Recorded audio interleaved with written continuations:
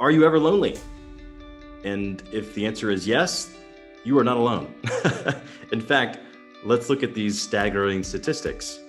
61% of American adults report they are lonely, a 7% increase since 2018. 50% of people in 1985 said they had a close friend at work.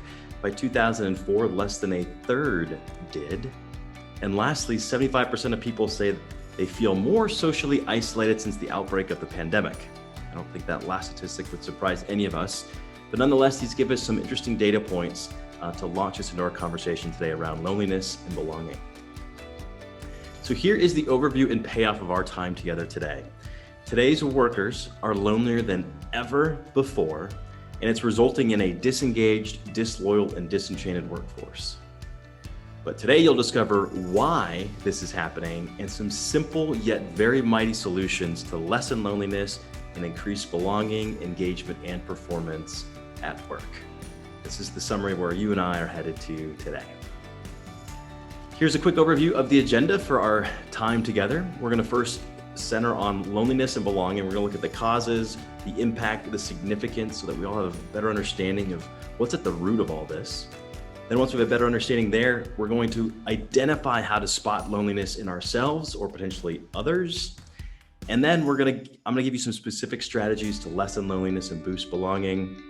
And then at the end, we'll wrap up, recap, we'll do some Q&A, and we'll also be doing a competition for you to win a copy of my latest book, which is called The Generation Z Guide.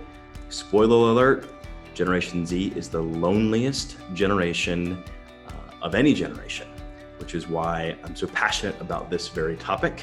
So here's our first poll. Simply is, where are you today? Of course, we're all virtual. So where in the world is everyone coming from? I'm going to be playing along as well. And you have to pinch in. I know this is a big map, so you might have to pinch in, zoom in to make sure you get the right spot.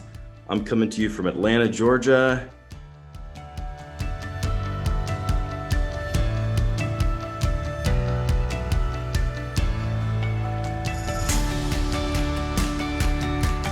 Non-lonely workers are more dependable, they're productive, they're loyal, they're focused, they're confident.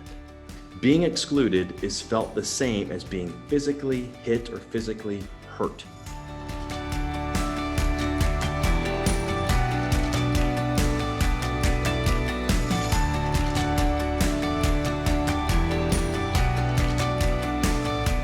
No matter where you are in the world, no matter your generation, these are the three things that are the hidden operating system of our work and our personal lives. And more inclusion is the goal. We must close the distance between people by being more curious and less certain.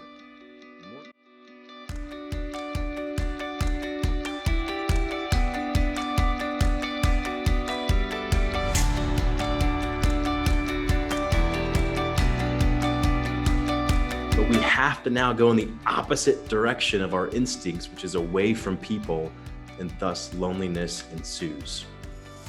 So this is the paradox of the pandemic, and why so many of you are experiencing the daily and weekly loneliness is because we want to go help, but at the same time we have to keep our distance, and it's so conflicting for us as humans.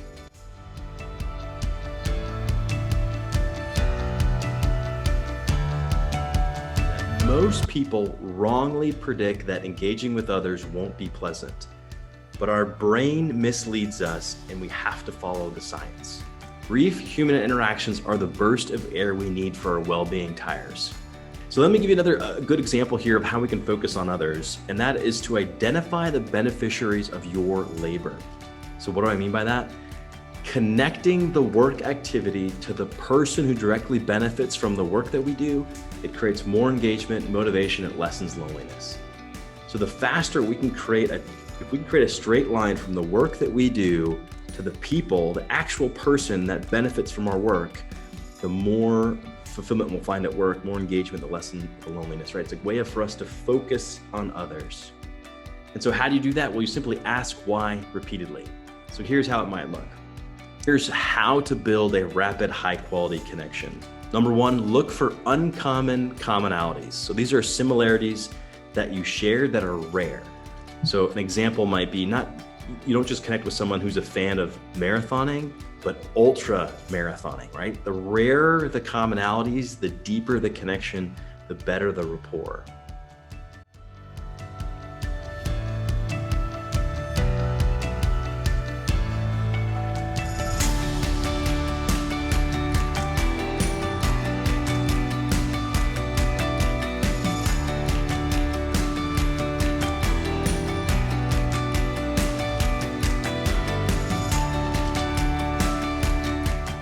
So if you want to make the world less lonely, we have to wield our attention well.